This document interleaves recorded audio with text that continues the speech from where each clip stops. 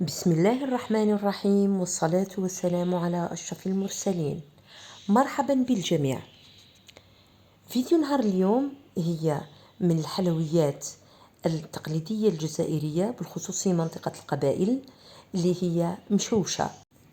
المقادير تاعها سهلة بسيطة، وحتى طريقة التحضير سهلة جدا.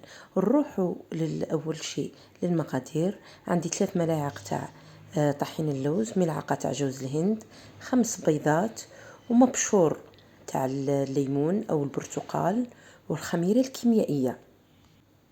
أول حاجة راح نقوم بها أكيد راح نضربوا البيض مليح مع قرصة تاع ملح، نضربوه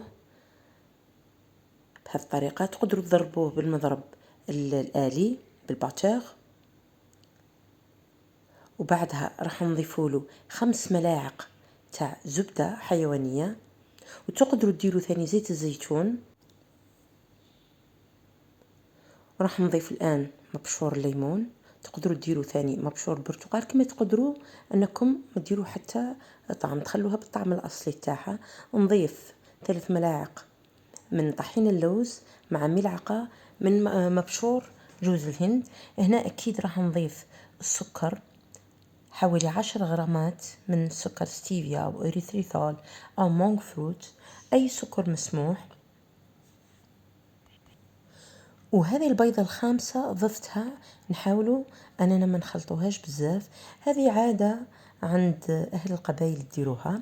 كما راح نضيف كيس كامل من الخميرة الكيميائية.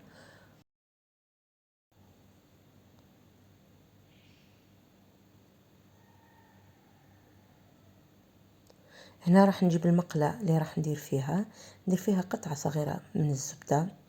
أنا هنا شوية حنقت لي زبدة، نضيف هذا الخليط عليها وننقص النار على أقل درجة ونغطيها. هي إذا كانت المقلاة بالمخطط تاعها تكون أكيد أفضل. أنا غطيتها بصحن فقط بهذا الشكل. لاحظوا بعد حوالي من 5 إلى 7 دقائق حسيتها قلبتها، شتا حسيتها طابت. نجيب صحن ثاني نقلب فيه، ندير فيه القليل من الزبدة ونقلب بهذا الشكل اللي راكم تشوفوا فيه. لاحظوا أن تحمرت لي زيادة على اللزوم، تقدروا أنكم تكون اللون أفتح ذهبية أكثر. نزيدوا له حوالي دقيقة إلى دقيقتين ونحوها بهذا الشكل وهي سخونة هاك. أكيد راح نجيب أولا، لاحظوا قبل كيف طابت من تحت، يطيب بهذا الشكل. راح نجيب شوكة ونحاول أنني نثقبها باه يدخل لي العسل.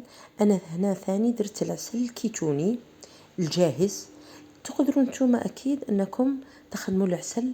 هنا عندي طريقتين أو 3 راني دايرتهم في القناة للعسل الكيتوني، تقدروا تخيروا أي طريقة منهم وتديروها. أنا هذا كان جاهز أسرع بالنسبة لي. لاحظوا وقسموها بطريقة، بعد ما تقسموها تزيدوا عسلوها باه يدخل العسل حتى للقلب تاع المشوشة. ونتمنى إن شاء الله تجربوا هذه الوصفة، أنا متأكدة راح تنجحوا فيها. أنا هنا برك ملاحظة، إذا حبيتوها مرتفعة أكثر من هاك زيدوا بيضة أو بيضتين. أنا هنا ما جاش العرض تاعها كبير بزاف مقارنة مع حجم المقلة اللي طيبت فيه. نتوما زيدوا بيضة أو بيضتين.